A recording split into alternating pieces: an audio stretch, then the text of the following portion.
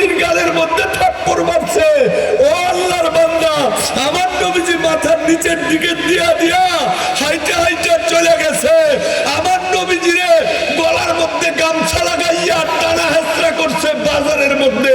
আবু জাহেল নিজে টানা হেসরা করছে।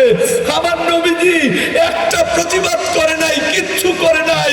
তাহলে বোঝা যায় আমার ওই নবী মার খায়, আমার মাওলা আবু জাহেলকে ধ্বংস করে না। আমার ওই নবীর গালে থাপ্পড় মারে, আমার মাওলা যে থাপ্পড় মারে তার হাত পঙ্গু বানায় দেয় নাই।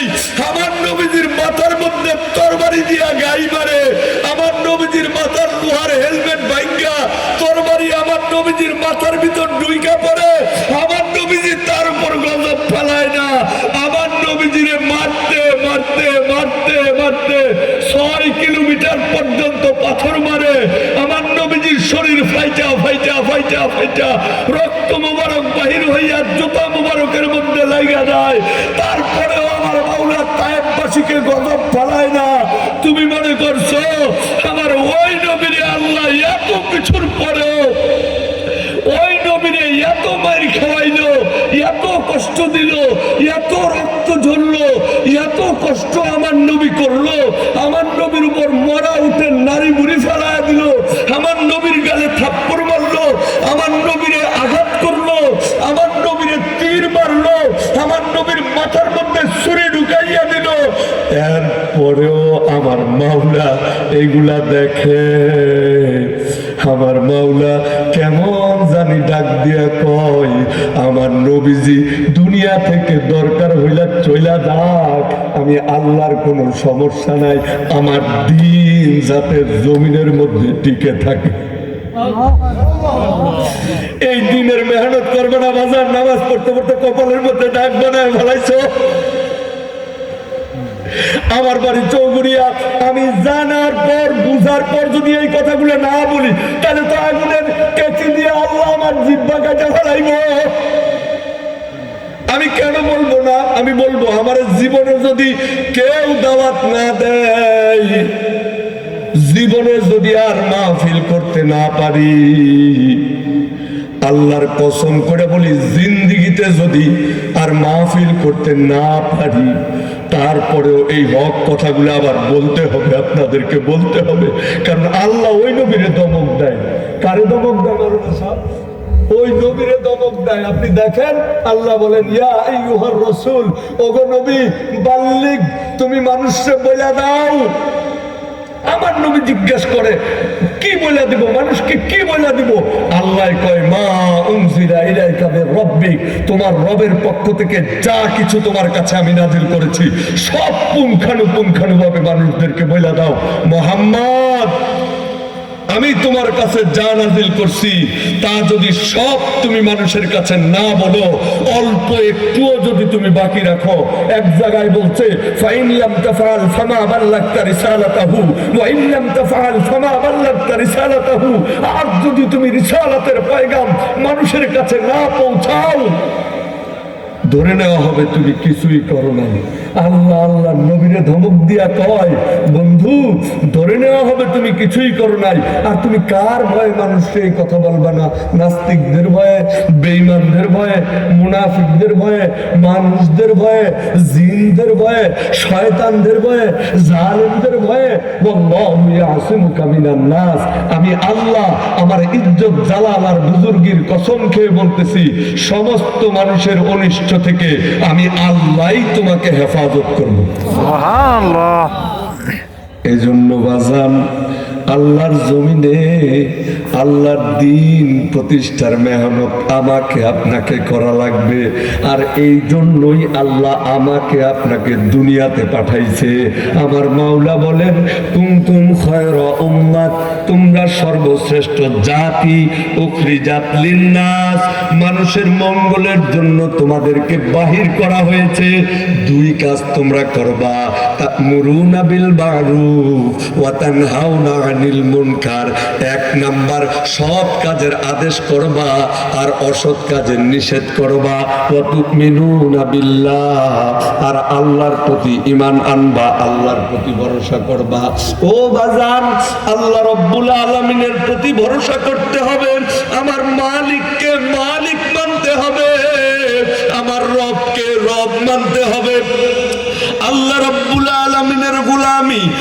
দুনিয়াতে যতদিন জীবিত থাকবো ততদিন আমার মাওলার গোলামি করতে হবে, এরপরে আমার মাওলার কাছে তওবা করতে হবে, দিন কায়েমের মেহনত করব, তওবা করব। এবার আল্লাহ যদি মাফ করে দেয় তাহলে জান্নাত, আর আমার মালিক যদি মাফ না করে তাহলে জাহান্নাম। আমার মাওলা যদি মাফ করে দেয় তাহলে জান্নাত, আমার মালিক যদি মাফ না করে তাহলে জাহান্নাম। এবার আসেন কোন জান্নাত আমার আল্লাহ দান করবে? আল্লাহর নেককার বান্দাদেরকে, পেয়ারা বান্দাদেরকে, মুহিব্বিন সাদিকিন বান্দাদেরকে, আল্লাহর মহাব্বতের বান্দা যারা, ইমানদার বান্দা যারা, মুত্তাকি বান্দা যারা, আল্লাহওয়ালা যারা, জাকিরিন বান্দা যারা, সুবহানাল্লাহ বলতেন না? আল্লাহওয়ালা বান্দা যারা, জাকিরিন বান্দা যারা, আমার মাওলা তাদেরকে জান্নাত দেখাইতে দেখাইতে দুনিয়া থেকে নিয়ে যাবে। আমার মাওলা জান্নাত দেখায়। আমার বাবা দুনিয়া থেকে বিদায় হয়ে গেছে। আপনারা তো সবাই জানেন আমার বাবা আমার জন্য কত কষ্ট করছে জীবনে। আল্লাহু আকবার। আমার বাবা মার দোয়ায়, আল্লাহর ওলিদের নেক নজরেই তো আমি আজকে আপনাদের সামনে বয়ান করি। আমার বাবা একজন জাকিরিন বান্দা ছিল বাজান। সিসিউ সরোয়ার্দী হসপিটালে সিসিউর ভিতরে ছিল।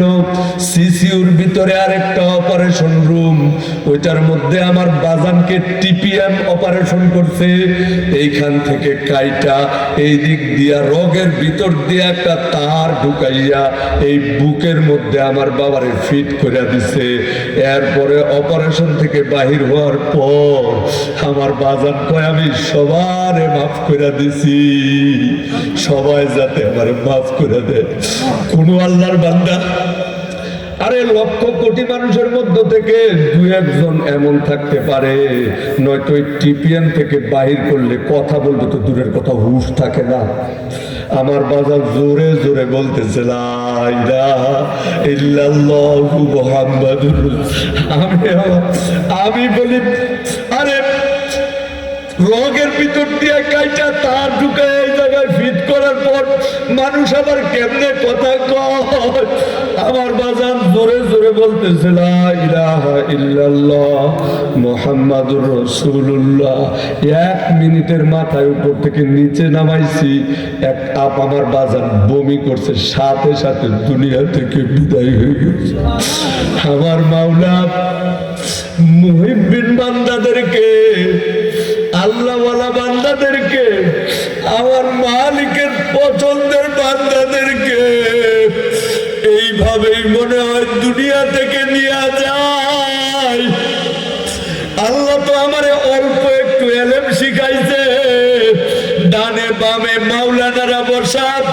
আল্লাহর নবী হাদিসের মধ্যে কয়, যার প্রথম কথা লা ইলাহা ইল্লাল্লাহ, শেষ কথা লা ইলাহা ইল্লাল্লাহ, 1000 বছর বাইচা থাকলে বিনা হিসাবে জান্নাত।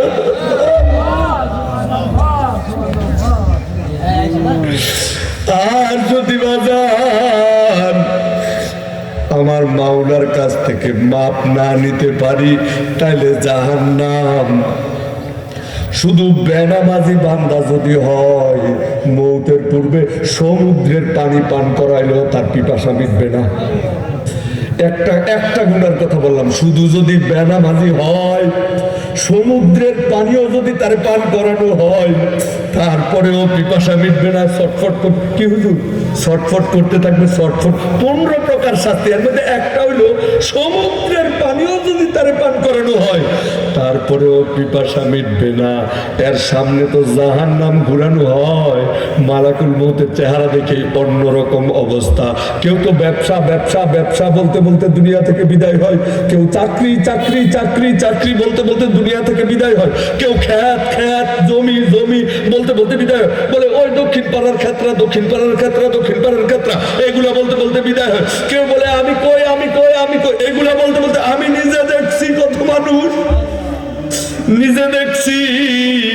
আমরা জিকির করা মানে মৌতের রোগীর পাশে গিয়া আমরা কই লা ইলাহা ইল্লাল্লাহ মুহাম্মাদুর রাসূল, যিনি আছে উনি কয় না। আমরা কই বাজার হাতে পায়ে ধরে অনুরোধ করি, হাতে পায়ে ধরে অনুরোধ করি, তবলিগ জমাতের মধ্যে যাও। ওই যে বিশ্ব ইজতেমা জানুয়ারি মাসের 31 তারিখ, ফেব্রুয়ারি মাসের 1 তারিখ, ওই বিশ্ব ইজতেমায় যাও। বাজান পায়ে ধরে অনুরোধ করি, একটা বার চরমোনাইয়ের ময়দানে যাও। ফেব্রুয়ারি মাসের 19, 20, 21 চরমোনাইয়ের বাৎসরিক ফাল্গুনের মাহফিল গিয়া দেখো। আমি নিজে একসাথে এই বছর সিলেটের কালু মাস্তানের সাথে একই স্টেজে বৈশা বয়ান করছি। কালু মাস্তানও আমার মহব্বত করছে, দেখা পাঞ্জা জড়ায় ধরছে। দেখতে কেমন দেখা যায় এই কালু ডাকাত, কালু মাস্তান চেয়ারের মধ্যে ব্রাহ্মণবাড়িয়া আমি বয়ান করছি। ডক্টর সিরাজুল ইসলাম সিরাজি ছিল। কালু মাস্তান কয় বাংলাদেশের কোন জায়গা বাকি নাই আমি যাই নাই, কিন্তু কেন জানি চরমোনাইয়ের ময়দানে গিয়া ধরা খাইয়া গেছি। 4টা বোতল নিয়ে গেছিলাম, মদের বোতল 4টা কটা বাজার ব্রাহ্মণবাড়িয়া। আমি আর কালু ডাকাত একসাথে ছিলাম। আমার সাথে বসে বসে খানা খাইছে। আমার মোবাইলও আছে, যদি বয়ানের পরে আমি দেখাইতে পারবো। দেখেন আল্লাহ রাব্বুল আলামিন পরিবর্তন করে দিচ্ছে। কত মানুষ যে তবলিগ জমাতে গিয়া পরিবর্তন হয়েছে তার কোনো ইয়ত্তা নাই। এই জন্য আপনাদেরকে দাওয়াত দিয়া গেলাম। আল্লাহ যদি ভালো কিছু করতে পারেন জান্নাত, যদি খারাপ করতেই থাকেন জাহান্নাম। আজকের এই মাহফিল থেকে আমরা মাওলার দরবারে মাপ চাবো, আর ডাক দিয়ে মালিককে বলবো, আল্লাহ গো আমার চৌগুড়িয়াবাসীকে তুমি মাফ করে দাও। আমিন কোন? সবাই বলেন আমিন। আলহামদুলিল্লাহ, আমি আপনাদের কাছে বয়ান করতে আসি নাই, আপনারাও আমার সাথে কথা দিছেন আব্দুল মালেক ফয়েজি হাফিজাহুল্লাহ আসবে। উনি আসার পূর্বে আমি আপনাদের কাছে আল্লাহর ঘরের জন্য হাত পাতলাম। এই আল্লাহর ঘরের অজুখানা বানানো